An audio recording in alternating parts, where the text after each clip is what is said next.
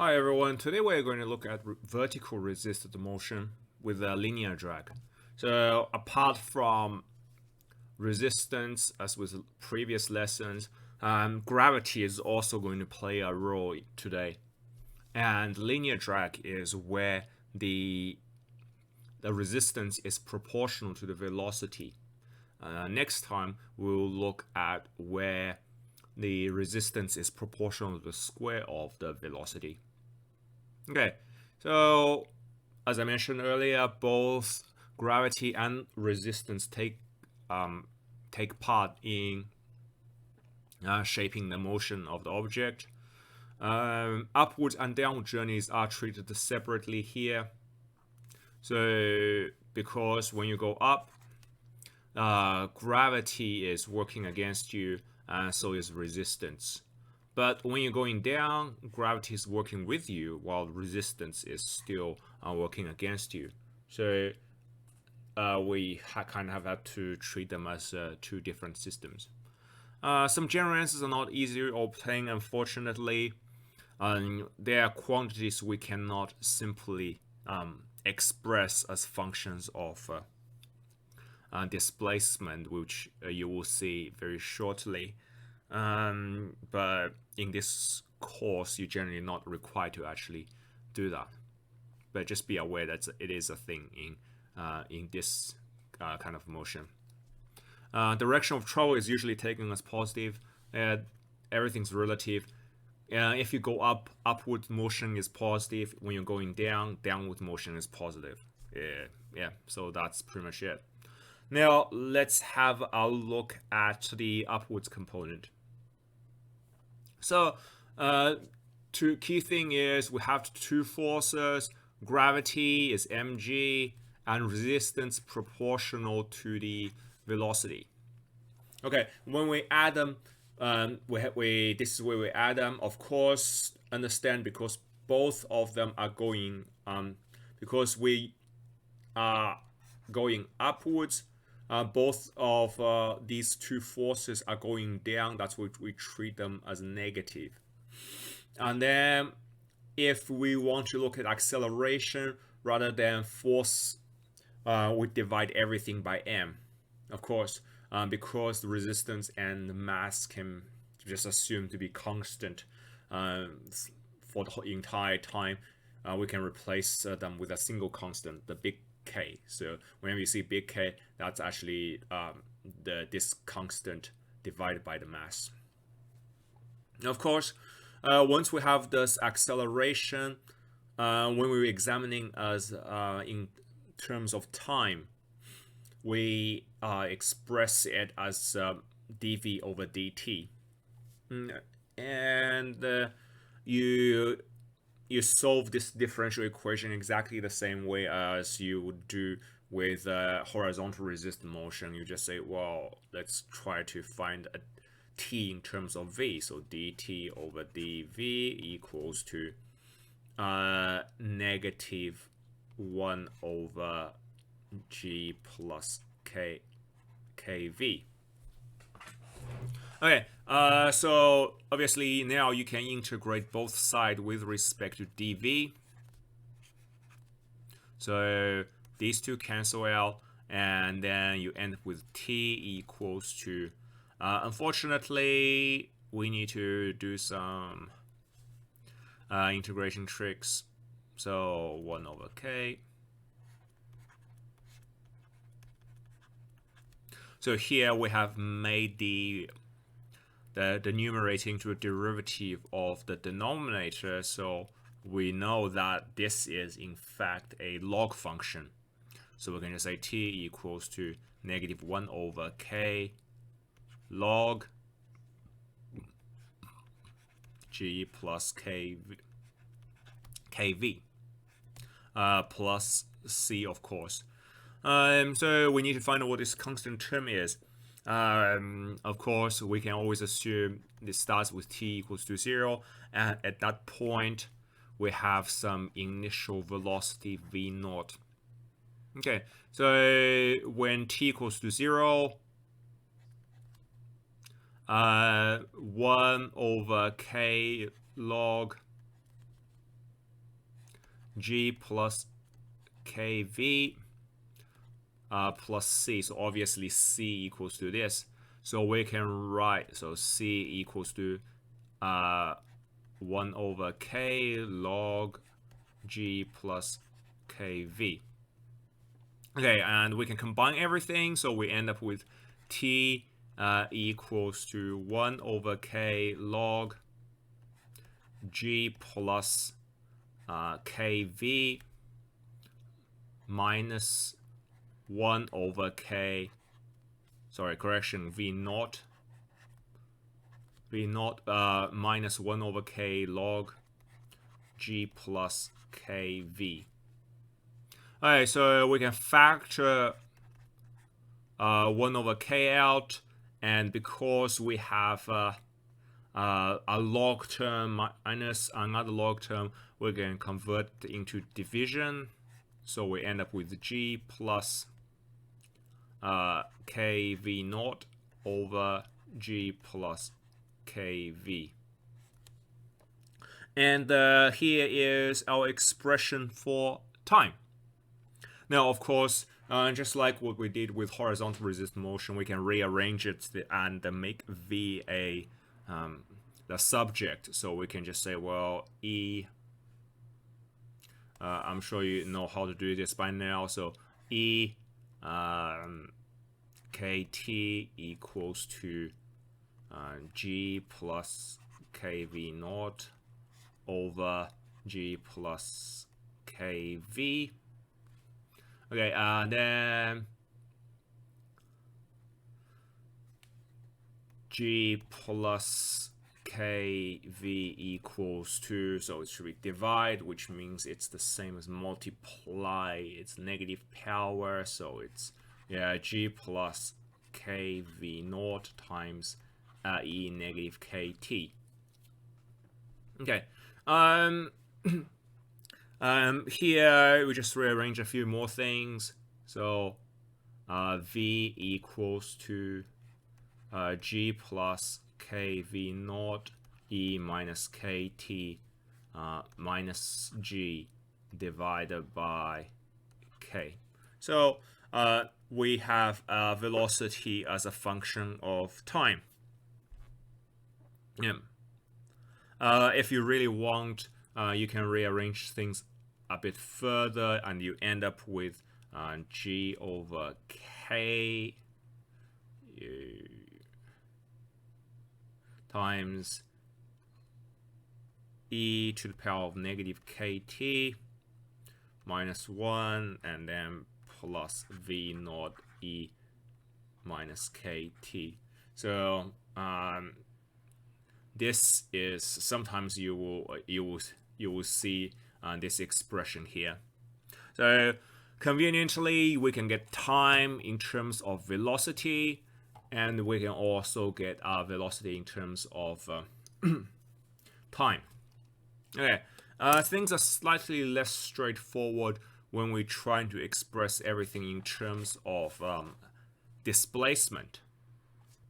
For the displacement aspect, the expression for our acceleration is still the same. It's still g plus a multiple of v.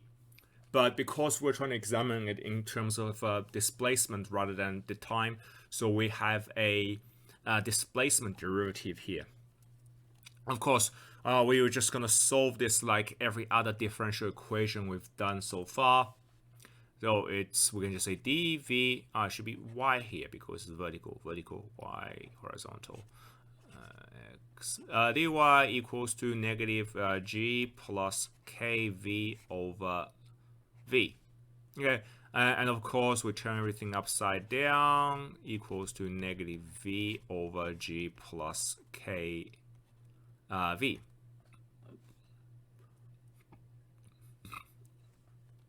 So here, all your integration skills will have to be tested.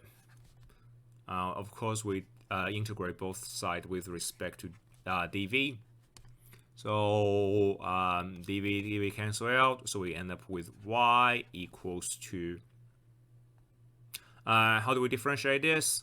Well, what we can do is we can just say, well, we have kv over g plus kv. So can you see what I've done here? Now, if I plus g and minus g, then we can simply separate these two fractions. So we end up with y equals to -1 over k. So kv plus g over g plus kv, of course, that becomes 1 minus g over g plus kv. And then dv. So this is what we can do. Now we integrate this step by step. So it becomes v, because we integrate 1 with respect to dv, minus, so we take the g out, 1 over g plus kv.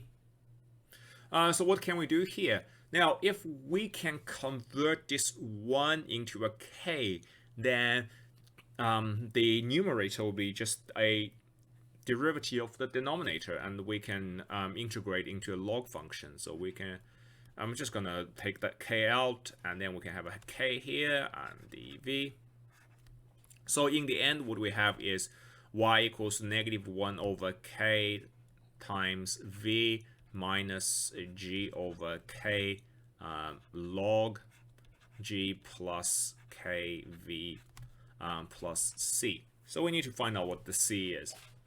Obviously, when y equals to 0 in the initial position, velocity is also some initial velocity, which we represent with v naught. What does that mean? It means 0 equals to -1 over k v minus g over, sorry, v naught minus g over k log g plus kv naught plus c. So obviously from here you can see that the c just equals to 1 over k v naught minus g over k log g plus kv naught. Yeah. From here we substitute everything in, and we will get something pretty messy actually. So we end up with y equals to 1 over k v naught minus g over k log g plus kv naught minus 1 over k v minus g over k log g plus kv. Of course, we can factor the 1 over k out, so y equals to 1 over k v0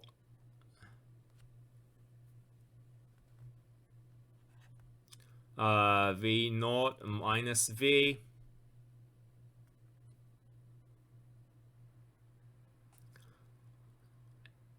and because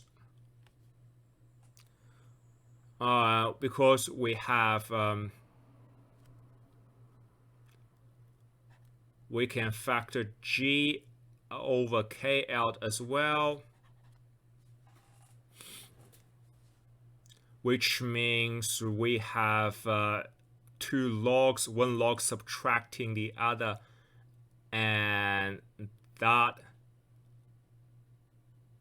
would give us log g plus kv naught over g plus kv.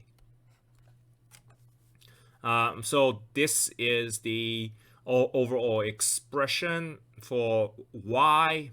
We now can define what the height is in terms of velocity. But unfortunately, there isn't really an easy way to move things around and get a straightforward expression of v in terms of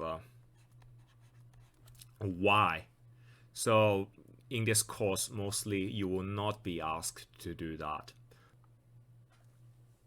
Where you will see expression of y in terms of v is when you are trying to calculate the maximum height. And so this is what we have derived earlier. What we can do now is just replace v with a 0, yeah, because imagine up when you go up, you slow down and slow down and slow down, and then your velocity reaches 0 right at the moment when your direction turns and you come back down. So when you go up, as gravity and the resistance work together to slow you down as you approach the top, eventually your velocity reaches 0 and you start coming back down. So this is the maximum height and occurs where velocity is 0. So once we have a height expressed in terms of velocity, and that's what we can do, we can find out what the maximum height is.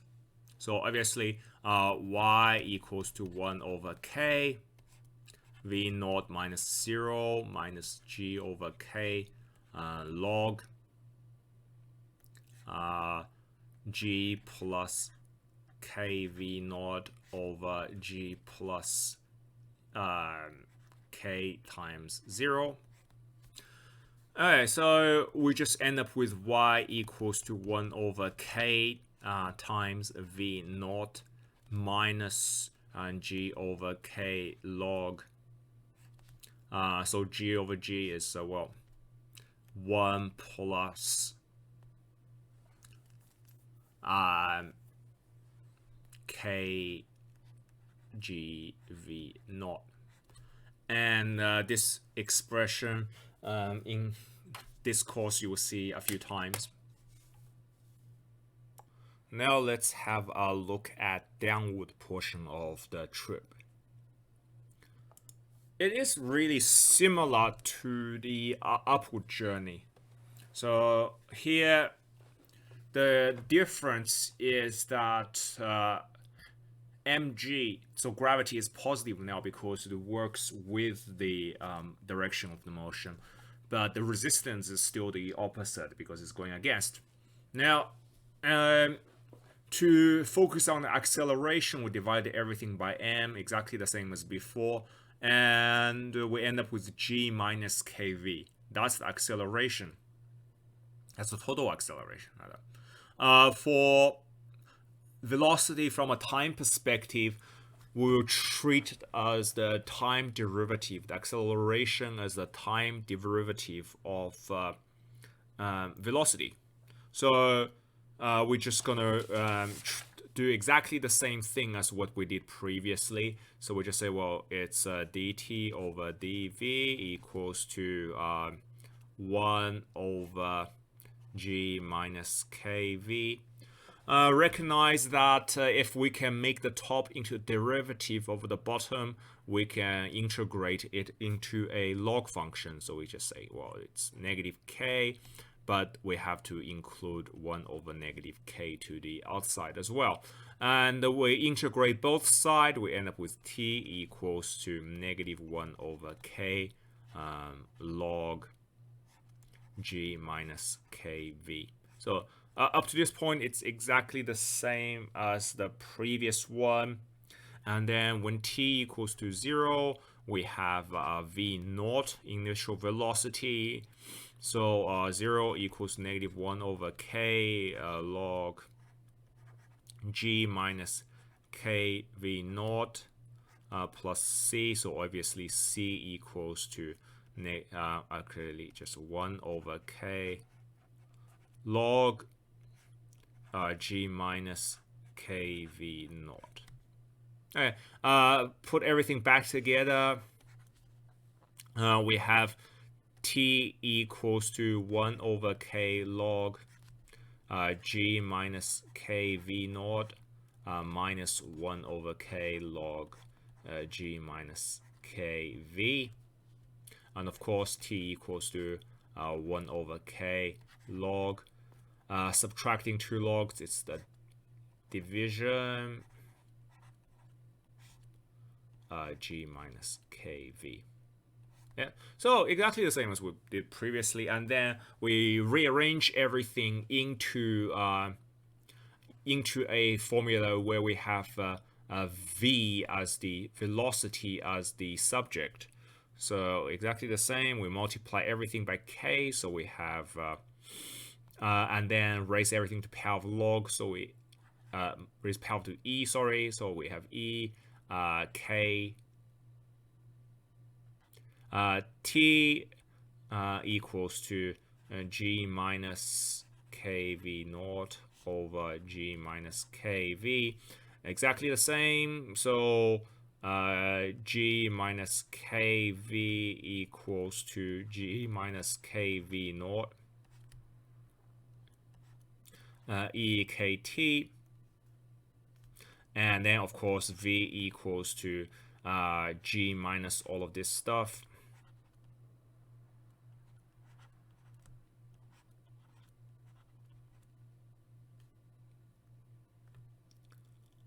Sorry, it should be minus here, over k.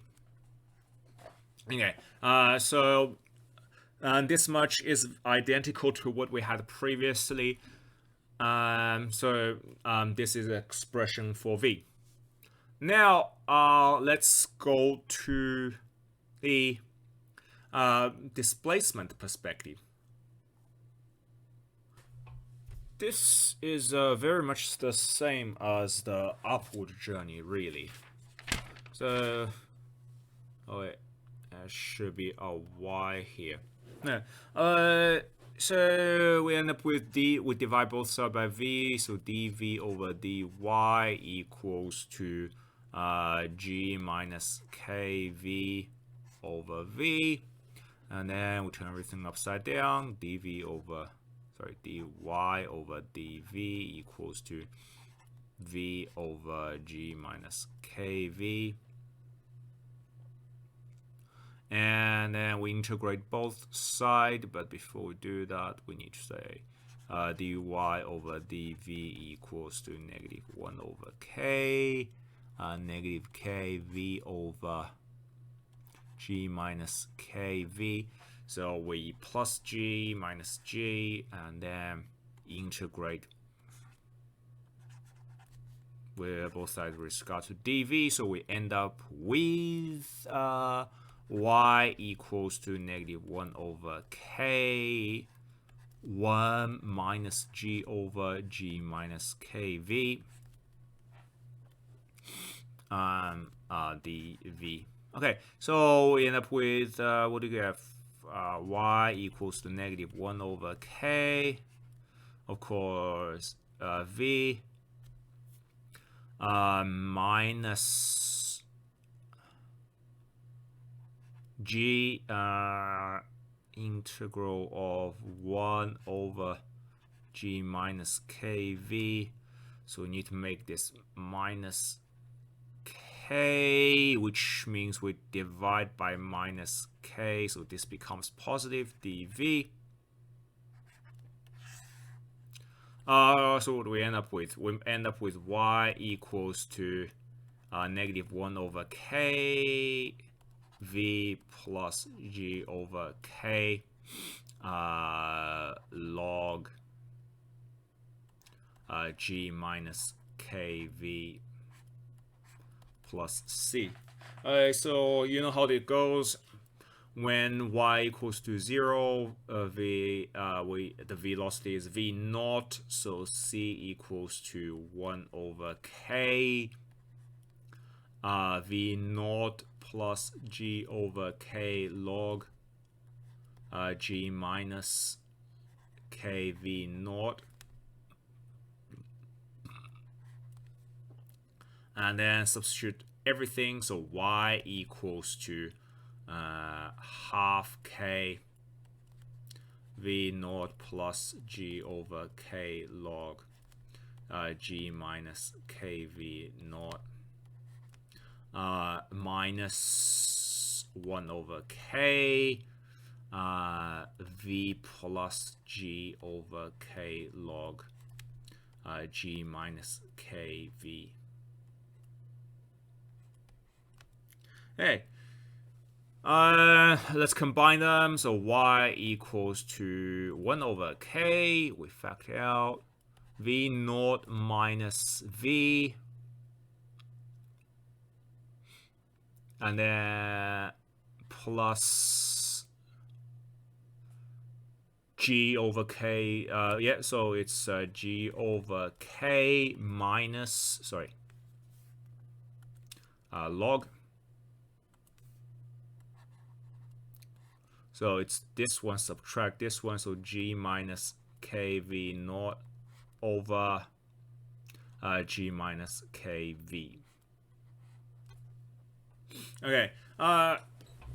One thing I mentioned is it's very often that the initial velocity is treated as 0, so v naught equals to 0. That refers to when something is dropped off.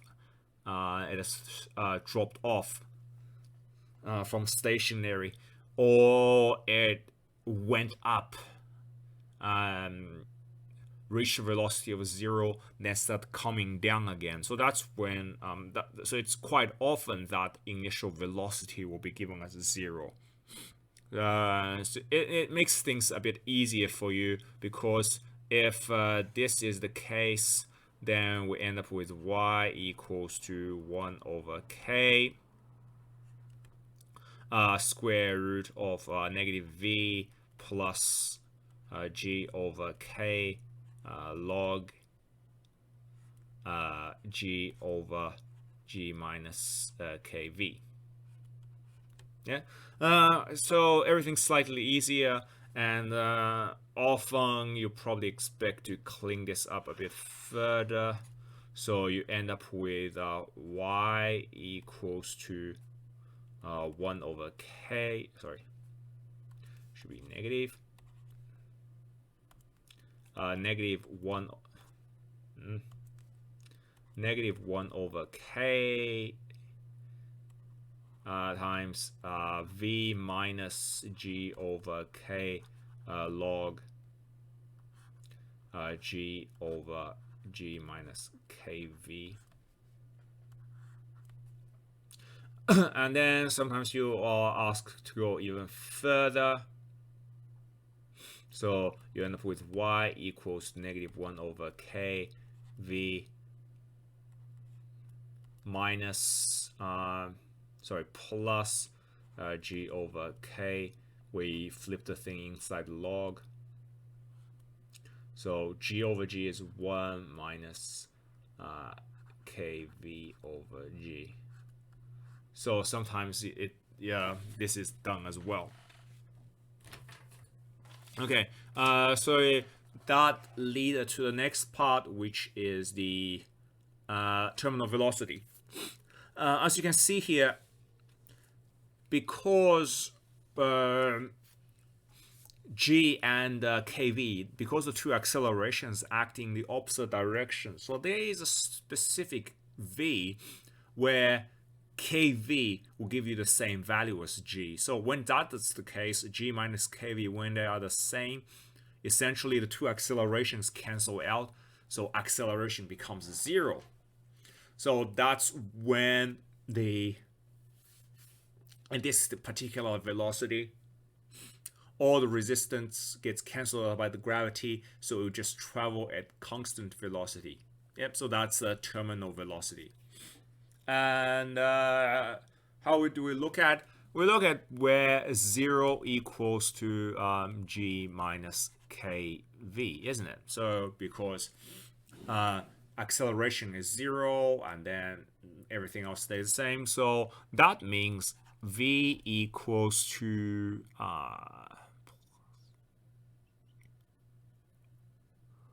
All right, so it should be g over k, and then this is the terminal velocity. Yeah. So how it works is very often, so if you recall what we have got previously, so when we have this expression, what we can do is we can say that it's negative 1 over k v plus g over k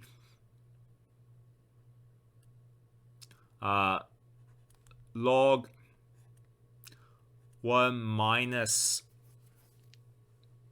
kv over g. We can recognize that we have a g over k here and k over g here. So if you really want, you can replace them with the terminal velocity. So 1 over k, sorry, v plus so vt log 1 minus, so v over vt. Yeah, so that's something you can do. Now let's look at an example. It's pretty straightforward. So if you look at it, obviously resistance is, so let's consider total force equals to, obviously both of them working against it, so we should have mg, the gravity, and then the resistance is 1/5 the mass times velocity, so it's basically plus m over 5 times v. Obviously, we can divide through everything by m, so y double dot equals to negative g plus v over 5. So that's the acceleration, and because we're trying to find y as a function of v, so we write it as we can just use the v dv over dx minus, sorry, equals to minus, what's the g here? G is just use 10. Yeah, of course we divide both sides by v again, so we end up with dv over dx equals to negative 50 plus v over 5v, and then we turn everything up down, trying to find x. Negative 5v over 50 plus v.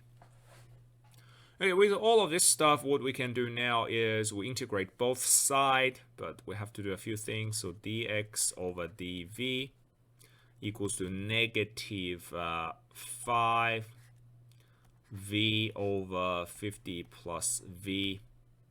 So here, exactly the same thing we did previously with plus 50 minus 50. Yeah, so, and then integrate both sides with respect to dv. So what do we have? We end up with, wait, these should be y's. I'm keep on writing x. Okay, so y equals to exactly the same thing as we did before. 5 times 1 minus 50 over 50 plus v.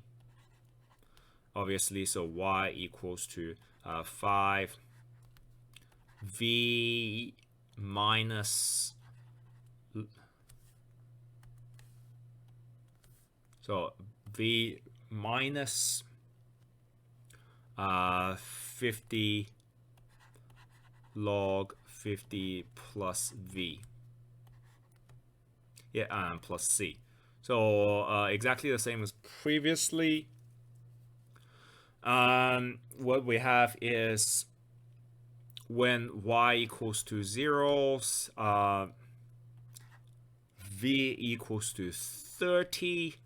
So so c will have to equal to negative 5 times, sorry, positive 5 times 30 minus 50 log 80.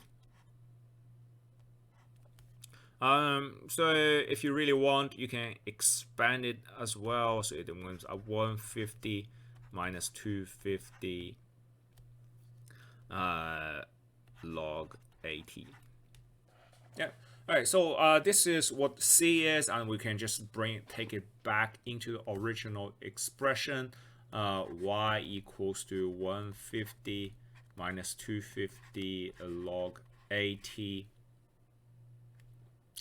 minus 5 times